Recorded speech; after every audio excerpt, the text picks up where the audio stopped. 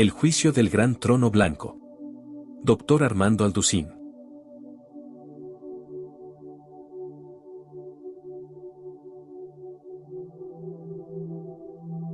El juicio del gran trono blanco.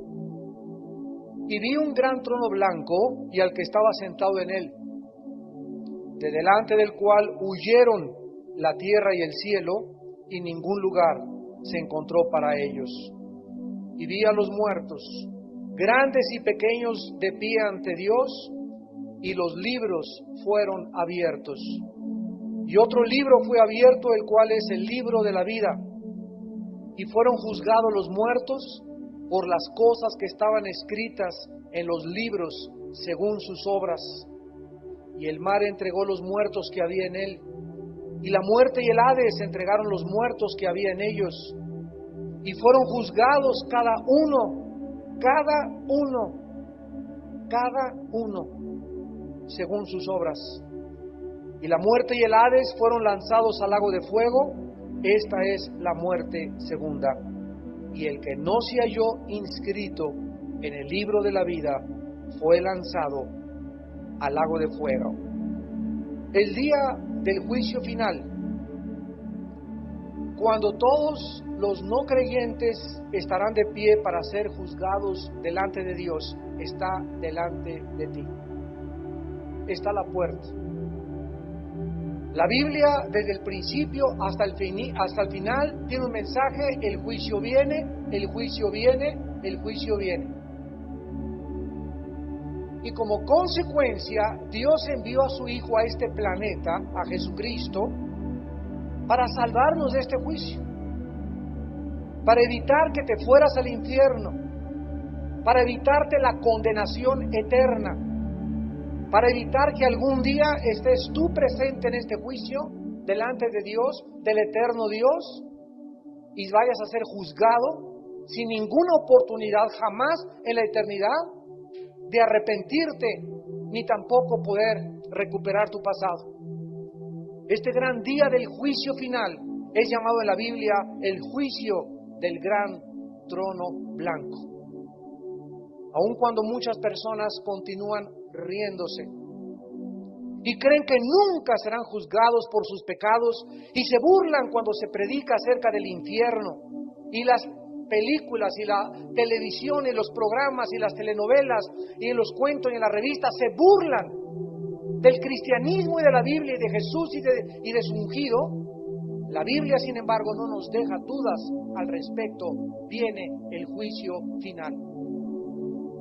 La Biblia enseña enfáticamente que algún día todos nosotros tendremos que presentarnos y entregar cuentas, y los que negaron a Jesús, el Hijo de Dios, y escogieron mejor vivir sus propias vidas y ser sus propios dioses, estarán presentes en este gran juicio del gran trono blanco. Vamos a ver en primer lugar en el versículo 11 de Apocalipsis 20, este lugar del juicio del gran trono blanco y quiénes van a ser juzgados ahí. Dice el apóstol Juan: y vi un gran trono blanco y al que estaba sentado en él. El apóstol Juan, arrebatado por el Espíritu al cielo, pudo darse cuenta claramente de todo lo que va a acontecer en el planeta Tierra muy pronto, las cosas que van a suceder en el mundo invisible en el cielo. Vio a los ejércitos de Satanás cayendo sobre la tierra y vio el cataclismo final, los terremotos finales, los tsunamis finales y todas las devastaciones y las tragedias, la última guerra mundial y las personas que van a estar enfrente de Dios juzgadas por la eternidad. ¿Quién es este que dice Juan que estaba sentado en él? ¿Quién es esta persona? Veamos algunos pasajes, por ejemplo, en el libro de Daniel, capítulo 7, versículos del 9 al 10, que 650 años antes que el apóstol Juan, Daniel tuvo una visión similar. Y dice en Daniel capítulo 7, versículos del 9 al 10, Estuve mirando hasta que fueron puestos tronos y se sentó un anciano de días, cuyo vestido era blanco como la nieve, el pelo de su cabeza como lana limpia, su trono llama de fuego y las ruedas del mismo fuego ardiente. Un río de fuego procedía y salía de delante de él, millares de millares le servían y millones de millones asistían delante de él. El juez se sentó. El juez se sentó y los libros fueron abiertos. Vemos que el profeta Daniel ve también y describe a Dios como un anciano de días, describiendo su eternidad. El eterno Dios estará sentado en ese trono para juzgar a los vivos y a los muertos. Pasemos ahora a otro pasaje en el Nuevo Testamento, en el libro de los Hebreos, capítulo 12, versículos 22 y 23. Sino que os habéis acercado al monte de Sión, a la ciudad del Dios vivo, Jerusalén la celestial, a la compañía de muchos millares de ángeles, a la congregación de los primogénitos que están inscritos en los cielos, a Dios, el juez de todos, a Dios, el juez de todos, a los espíritus de los justos, hechos perfectos. Sin embargo, la Biblia no solamente nos afirma que es Dios el Padre el que estará presente en este juicio, sino que también en este juicio y en este mismo trono se encontrará su santo Hijo Jesucristo. En el libro de los Hechos, capítulo 10, versículo 42, dice los apóstoles: y nos mandó que predicásemos al pueblo y testificásemos que Él es el que Dios ha puesto por juez de vivos y muertos. Los apóstoles testifican que Jesucristo, el Hijo de Dios, será también la persona que se sentará ahí precisamente en el gran trono junto a su Padre. Y en la segunda carta a Timoteo,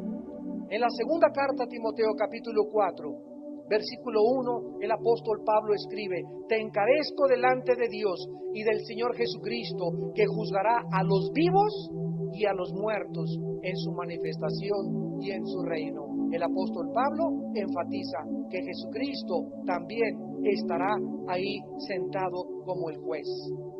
Dios envió a su Hijo hace 2000 años a morir en una cruz, a sufrir, a padecer escarnio, indignación de todas las cosas que sucedieron alrededor de los espíritus que lo atormentaron, de los hombres que lo desecharon, que se burlaron de él. Y sin embargo, ese mismo Dios es el que Dios ha puesto como juez de los vivos y de los muertos. Ahora, muy bien, ¿qué personas estarán en el gran juicio final o en el juicio del gran trono blanco para ser juzgados? Los cristianos. Dice Juan 5:24 que todo el que oye la voz y la palabra del Señor y cree en el Evangelio de la gracia de Dios no vendrá a este juicio, no vendrá a condenación.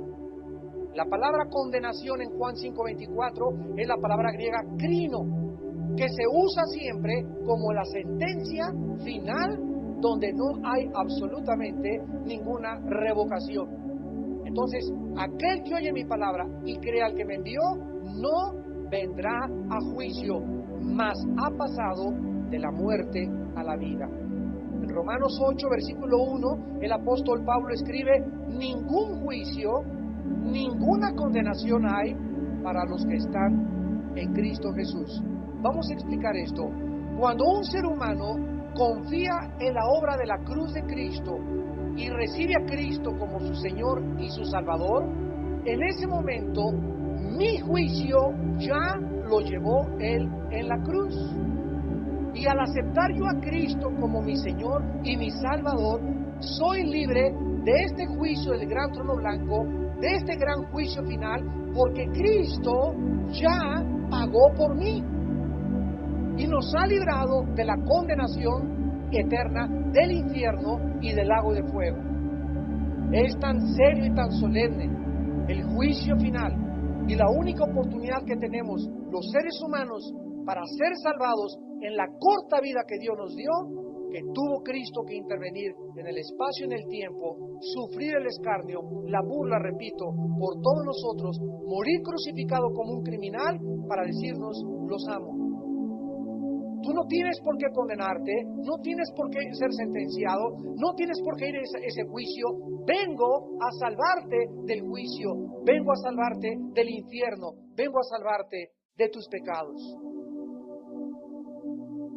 Sin embargo, todos aquellos que rechazaron a Jesucristo, que no aceptaron ni le siguen aceptando y se siguen burlando de Él, a pesar de que el mismo evangelio que predicaron los apóstoles se sigue predicando 2000 años después, estarán en este juicio por la siguiente razón, que Cristo explica en el evangelio de Juan, capítulo 3, versículo 18 al 21.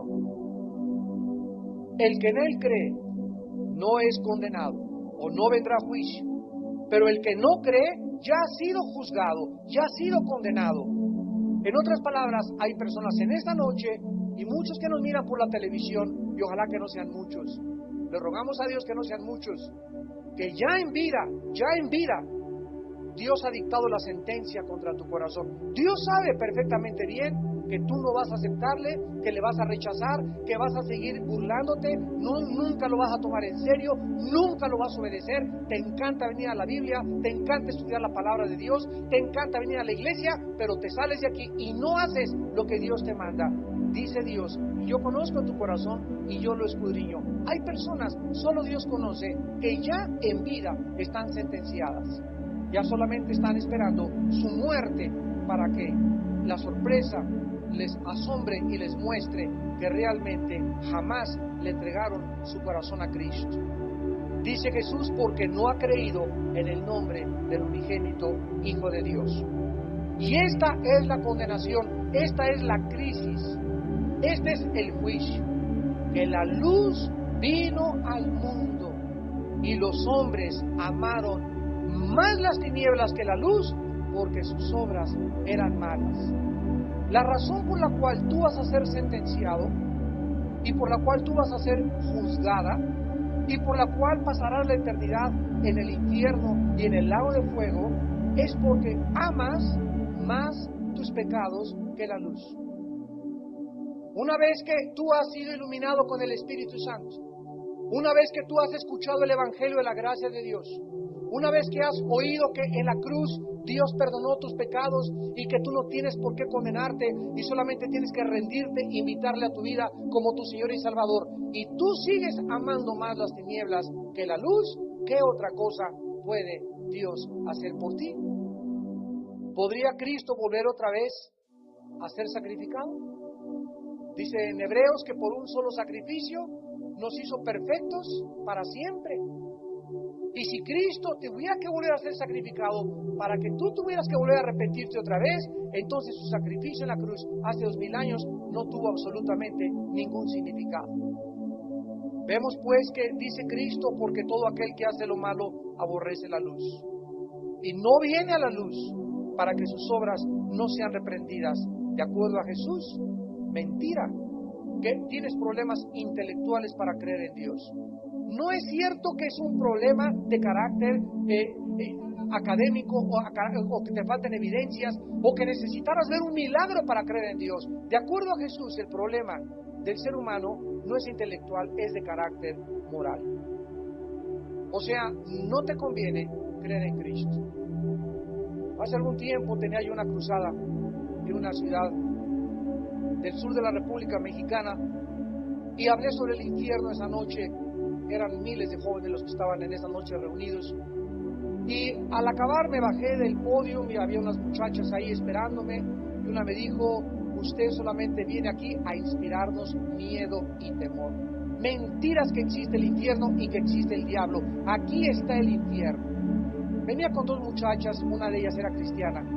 Y le dije a la muchacha, bueno, ¿cómo te llamas? Y sabes una cosa, le contesté, me preocupa.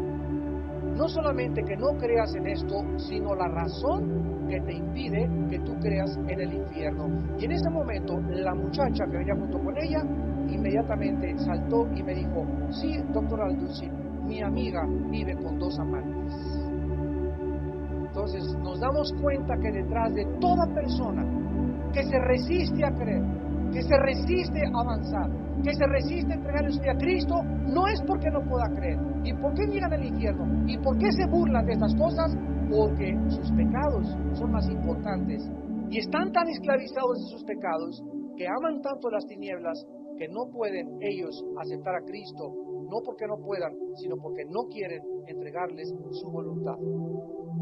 Detrás de todo ateo hay una mar de amargura y de heridas de su pasado. Detrás de todas las personas inmorales que se burlan del mundo y que se burlan de Dios, existe el deseo de que si le entregan su vida a Cristo, necesitan dejar su vida inmoral. Ahí estarán todos los no creyentes en este juicio. Y entonces sabrán que su incredulidad fue rebelión, fue un producto de su insanidad mental. Fue una locura haber creído que podían vivir sin tomar en cuenta a Dios. Como dice el Salmo 14:1, dice el necio en su corazón, no hay Dios. La decisión de Dios en el juicio del gran trono blanco será final, será eterna. No habrá apelación, no habrá perdón, no habrá misericordia. Será demasiado tarde para hincarse y pedir perdón. Dice Apocalipsis 20, versículo 11, ahí estaban delante de él, parados, dice el versículo 12, y los muertos y grandes de pie ante Dios. Ya no hay nadie hincado en este juicio. Ya no habrá que alguien que, ay, papacito lindo, ay, mi Diosito lindo, si tú eres tan bueno, que a nadie vas a mandarnos de nosotros al infierno. Yo siempre creí que eras tan bueno. Así te va a contestar Dios. Nadie que esté en el infierno podrá jamás negar que nunca fue amado por Dios. Y si alguien duda, si Dios te ha amado, voltea a la cruz.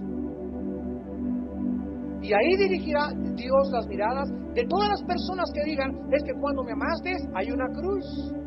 Y de tal manera te amé que di a mi Hijo Jesucristo. Para que no te perdieras, no te condenaras, no estuvieras aquí en este juicio, hijo o hija mía, sino que tuvieses la vida eterna y el perdón de tus pecados. Dice en Hebreos 3:8, cuando oigo su voz, no te endurezcas. Dice 2 Corintios 6:2, hoy es el día de tu salvación. Hoy es el día en que Dios te está hablando al corazón. No te endurezcas. Muchos creen, bueno, lo voy a pensar. Tal vez mañana. Ahorita tengo un amante. Ahorita soy homosexual. Ahorita estoy transado en mi trabajo. Ahorita me dedico a vender drogas. Ahorita tengo una persona que no es mi esposa y vivo con ella, etcétera, etcétera. Lo voy a pensar más. Y tú ves estos pecados como un obstáculo para venir a la cruz. Y Dios te dice, ven ahorita y ahorita te arrebato del infierno. Entrégame tu vida hoy en la noche y yo me encargo de darte el poder de que dejes esa droga, de que dejes la homosexualidad, de que dejes de robar, de que dejes esto, te cambiaré de trabajo, te daré una nueva vida, te inyectaré una fuerza y un poder que jamás tú conociste, pero tú tienes que reconocer hoy que el Evangelio se predica, que me necesitas, que necesitas arrepentirte, porque tú puedes hoy que me estás escuchando morir hoy mismo en la noche, morir mañana de la mañana cuando te levantes o mañana ser el último día. Cuando oigas su voz no te endurezcas. Hoy es el día aceptable. Es cuando Dios llama al arrepentimiento, porque el arrepentimiento es un don. O sea, no es cuando los seres humanos querramos arrepentirnos. Dios dice, hoy es cuando te concedo arrepentirte. Y si cuando Dios te concede arrepentirte, tú no te arrepientes, no te vendrá otra oportunidad. Hay muchos que dicen, bueno, cuando vaya en la ambulancia, ya cuando vaya en la Cruz Roja, cuando me estén poniendo el oxígeno, entonces, papito lindo, perdóname por todos mis pecados y te pido que me lleves al cielo. Dios sabe que estos pensamientos están en tu corazón y dice la Biblia, Dios no puede ser burlado. Dios no puede ser burlado. Cuando Él te ofrece la salvación, hoy es el día aceptable, hoy es el día en que tú necesitas, en este momento que estás escuchando este mensaje, arrepentirte de tus pecados. Esta es la razón por la cual finalmente serán juzgados y condenados. Y en segundo lugar, en este juicio estarán también ángeles. En Primera de Corintios, capítulo 6. Los corintios, la iglesia de Corintios eran una bola de peleoneros, murmuradores, pero eso sí, todos hablaban en lenguas. Eso sí, tenían todos los dones del Espíritu Santo. Y se demandaban unos a otros, y bueno, era una cosa terrible la iglesia de Corinto. Y en primera carta, capítulo 6, dice el versículo 1 y 2, ¿osa alguno de vosotros cuando tiene alguno algo contra otro ir a juicio delante de los injustos y no delante de los santos? ¿O no sabéis que los santos han de juzgar al mundo? Nosotros también estaremos en el juicio del gran trono blanco. Los cristianos, los creyentes, los que en cualquier parte del mundo invocan el nombre de Jesucristo como Señor y Salvador, como el gran jurado. Ahí estaremos, tú y yo, como el gran jurado, atestiguando, testificando que Dios es justo, junto con la sabiduría de los arcángeles y de los ángeles, para que ninguna criatura en el mundo pueda, en ese momento, en el juicio, decir: es injusto que me condenes, es injusto, es una aberración, un infierno que arda con fuego y azufre por toda la eternidad. Nadie podrá en ese momento acusar a Dios de injusto. ¿No sabéis que los santos han de juzgar al mundo? Y si el mundo ha de ser juzgado por vosotros, ¿sois indignos de juzgar cosas muy pequeñas? ¿O no sabéis que hemos de juzgar a los ángeles? Ahí van a estar los ángeles también, y nosotros vamos a formar parte de este juicio como el gran jurado eterno de Dios. En la segunda carta del apóstol Pedro, capítulo 2, él habló acerca de estos ángeles precisamente que están ahorita esperando este juicio. Dice en segunda de Pedro, capítulo 2, versículo 4, porque si Dios no perdonó a los ángeles que pecaron. Los ángeles fueron creados con la oportunidad, igual que Adán y Eva, igual que tú, igual que yo, de adorar, reconocer, servir, hincarse, amar, conocer a Dios voluntariamente. Dios pudo haber creado un ejército de robots con alas que jamás hubieran se rebelado, que jamás hubieran pecado, igual que al ser humano. Pudo haber creado una raza de puros robots, donde jamás hubiera existido la alternativa, la opción de escoger: no quiero servir. Pero Dios nos crea con una capacidad pensante, con una volición, con decisiones sentimentales y emocionales, en las que Dios nos hace responsables, lo que no hizo con los animales. Los animales son guiados por instintos. Los animales usan el sexo cuando es la temporada, cuando es el tiempo. Instintivamente Dios les puso un programa para que tuvieran relaciones. El ser humano no fue creado con instintos. Somos los únicos seres que podemos escoger cuándo traer hijos, podemos escoger cuándo tener relaciones, podemos escoger usar el sexo fuera del matrimonio, como hablé este domingo, o dentro del matrimonio. Somos responsables de las decisiones, de los deseos. Nos dio el deseo de comer, nos dio el deseo de dormir, el de tener impulsos sexuales, para que nosotros supiésemos controlarlos. Estos deseos nunca deben controlarnos a nosotros, porque ese no es el propósito original de Dios. Dios quiere que nosotros controlemos nuestros deseos, nuestros impulsos, seamos dueños de nosotros mismos. No seamos esclavos del pecado.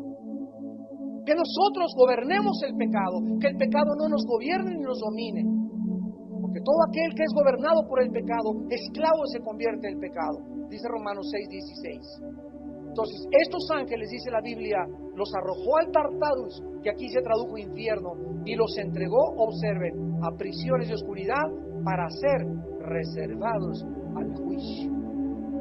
Hay una prisión en el espacio, o tal vez aquí en el fondo de la tierra. No dice dónde está el Tartarus. Se tradujo infierno equivocadamente. No es infierno, infierno es Gena en el griego. Y en el infierno no están los ángeles. Esta palabra es Tartarus. Es la única vez que aparece en el Nuevo Testamento, y es la prisión donde se encuentran millones o miles de ángeles, que son los que quisieron pervertir la genética de Dios en Génesis capítulo 6 y alteraron la genética, produjeron gigantes de 350 metros y trataron de abortar la misión de Dios para que el Mesías no naciera entre nosotros.